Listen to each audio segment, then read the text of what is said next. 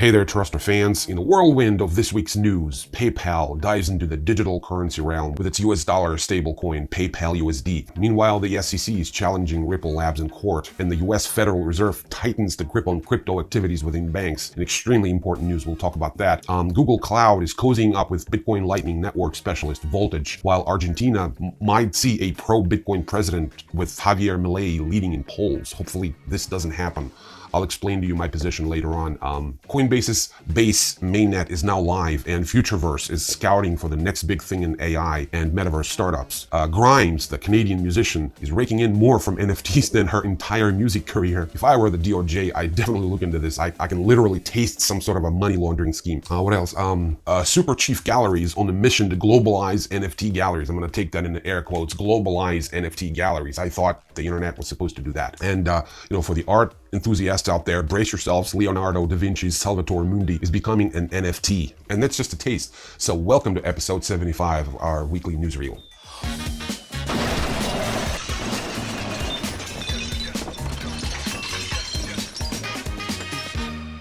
The U.S. Federal Reserve has issued a supervisory letter outlining the process for state banks, which are members of the Federal Reserve System, to engage in transactions involving dollar tokens, such as dollar-pegged stablecoins. Banks are now required to obtain a written supervisory non-objection from the Federal Reserve before issuing, holding, or transacting in these digital currencies. This move comes amidst a growing interest in stablecoins, with companies like PayPal recently announcing their entry into the stablecoin market. By the way, PayPal's announcement boosted PayPal's shares by 2.66%. The stablecoin named PayPal USD is backed by US dollar deposits and short-term US treasuries and will be issued by Paxos Trust. Although despite the popularity of stablecoins like Tether and USDC, mainstream adoption for consumer stablecoin payments remains limited. Previous attempts by major companies such as Facebook's Libra faced regulatory hurdles. However, PayPal's entry signifies a potential shift in the industry. The U.S. Securities and Exchange Commission intends to appeal a recent court ruling concerning Ripple Labs. The SEC has requested U.S. District Judge Analisa Torres to permit a federal appeals court to examine her July 13th decision, which stated that Ripple's XRP digital token sales on public exchanges adhered to federal securities laws. The SEC argues that an appeal would address significant legal discrepancies. The SEC had previously accused Ripple and its executives of unlawfully raising over $1.3 billion through unregistered XRP sales.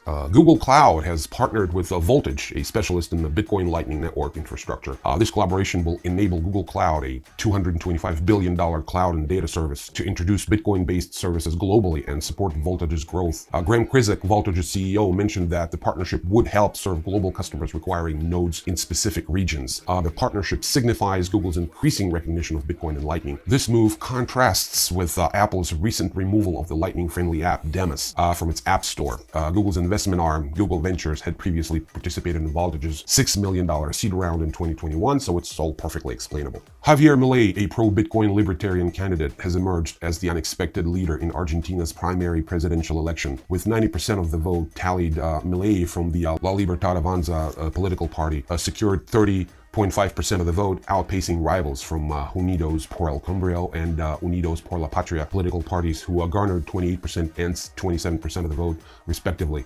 Contrary to pre-election predictions, Milei surpassed expectations, which had placed him no higher than third. While supportive of Bitcoin, Milei hasn't endorsed its use as legal tender in Argentina, instead advocating for the country's dollarization, citing soaring inflation rates, as in ditching Argentinian peso and adopting the US dollar as legal tender, something El Salvador has done, a move that will certainly turn Argentina into a US colony, so let's hope this doesn't happen. Cryptocurrency exchange Bittrex has agreed to a $24 million settlement with the US Securities and Exchange Commission over charges of operating an unregistered national securities exchange. The SEC had previously accused Bittrex of functioning as an unregistered broker, securities exchange, and intermediary, earning over $1.3 billion from investor transaction fees. Allegedly, Bittrex and its co-founder, William Scherer, advised crypto issuers to remove specific statements that could trigger regulatory scrutiny. The settlement comprises separate payments of $14.4 million, $4 million, and a civil penalty of $5.6 million. Neither Bittrex nor Scherer admitted or denied the SEC's allegations. Here's some cool pump and dump news, and this one's a classic.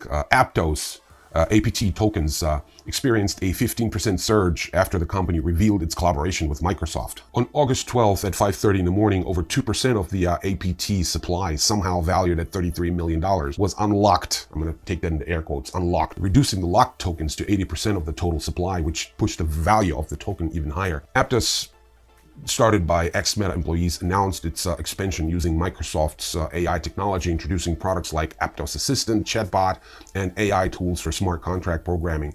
I took the time to check its standing this morning. The token's right below $7 a piece now, and it's trending down. We'll see what happens. Circle Internet Financial, the issuer of USD coin stablecoin, is leveraging its $1 billion cash reserve to counter competition from firms like PayPal and address its declining market share. From the start of the year, USD coins circulation dropped from $45 billion to $26 billion, while rival Tether saw growth. Binance's decision to reduce its reliance on USDC contributed to the decline. Despite challenges, Circle reported $779 million profit in H1 2023, revenue rather, surpassing its entire 2022 revenue of $772 million. Kenyan police, Kenya is in Africa, Kenyan police conducted a raid on Worldcoin's warehouse in Nairobi, seizing documents and equipment. The raid followed allegations by Immaculate Cassette, the commissioner of Kenya's Office of the Data Protection, that Tools of Humanity, Worldcoin's parent company, did not transparently disclose its intentions during its registration in Kenya. Worldcoin app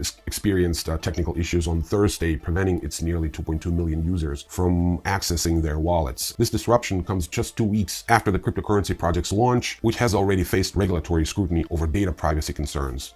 Users attempting to access their crypto wallets on the World app encountered various error messages. The World App's support team acknowledged high traffic and assured users that the app is under maintenance and will be restored soon. Meanwhile, the Worldcoin token's value has declined by 43% since its debut on Coinbase.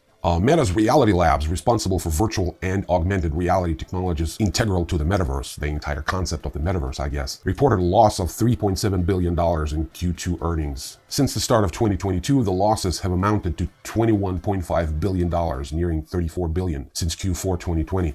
Despite these figures, CEO Mark Zuckerberg remains steadfast in his commitment to the Metaverse and AI, emphasizing their significance as major priorities. He also highlighted recently the progress of Horizon Worlds, Meta's Metaverse platform, and introduced the upcoming Quest 3 VR headset. However, the company anticipates the losses to continue, potentially intensifying due to ongoing project development and scaling efforts in the AR/VR realm.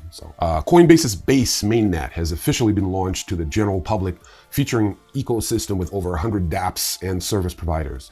This move follows Base's testnet introduction in February and a developer-only release in July. Jesse Polak, the lead for protocols at Coinbase, highlighted the advantages of Base, including reduced transaction fees and faster speeds compared to Ethereum.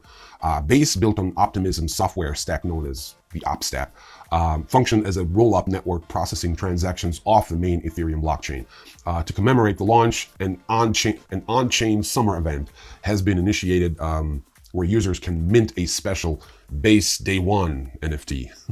Futureverse, in collaboration with Outlier Ventures, has introduced the Futureverse Basecamp Accelerator program to support emerging AI and Metaverse startups. This announcement follows Futureverse's recent $54 million funding to develop an open Metaverse ecosystem. The Accelerator program, set to begin in January 2024, will offer a 12-week virtual mentorship, education, and $100,000 in funding to selected startups. The initiative is particularly focused on startups building on the Root Network, a decentralized blockchain network tailored for Metaverse applications. Canadian musician GRIMES, also known as Claire Boucher, I should probably say Claire Boucher, aka musician GRIMES, revealed that her earnings from selling non-fungible tokens have surpassed her entire music career's income. In 2021, GRIMES and her brother Mac Boucher launched War Nymph, a collection of 10 NFTs that garnered over $5.8 billion in under 20 minutes. GRIMES acknowledged the significant impact of this venture, stating that it did actually change my life. I'll bet it did. The artist, who has been in the music industry since 2010, recently introduced an AI voice software allowing creators to produce vocals using her voice. She has also proposed sharing 50% of royalties with users who craft songs using this software. So I guess we're in for even more pseudo-musical garbage ending up online. Terrific. Something we all need. More crap on Spotify. Edward Zipko, founder of Superchief Gallery in Manhattan, has unveiled plans to establish a global network of 50 physical NFT galleries. This initiative aims to facilitate artists and exhibitors to move effortlessly between countries. The journey begins with the IHAM Gallery in Paris, Europe's inaugural native NFT gallery, which recently showcased Superchief's Cyberpunk exhibition. Other participating galleries include NFT Factory in Paris, Unpaired Gallery in Switzerland, Nox Gallery in Japan, Uncommon Gallery in Korea, Ox Society in Canada, and Oshi Gallery in Australia. Zipko envisions this network to foster a global NFT movement, bridging artists and communities worldwide. I thought the internet was supposed to do that, but more importantly, I can't wrap my head around why a piece of digital art that lives entirely in cyberspace would require a physical exhibition space.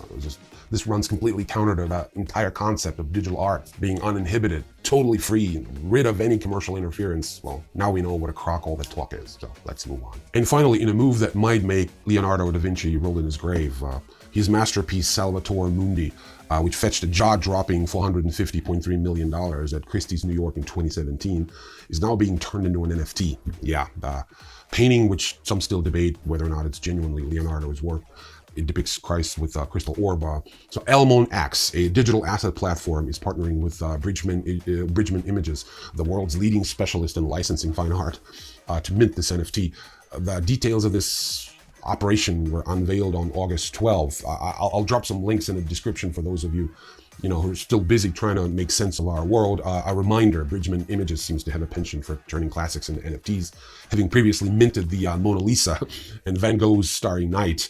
If you feel you have an answer to the why do this, drop me a comment. I'm very curious to hear what you guys out there think. Anyway, thank you so much for watching this episode of our newsreel. Make sure to subscribe to the channel if you haven't already, and I will see you in the next video. Peace.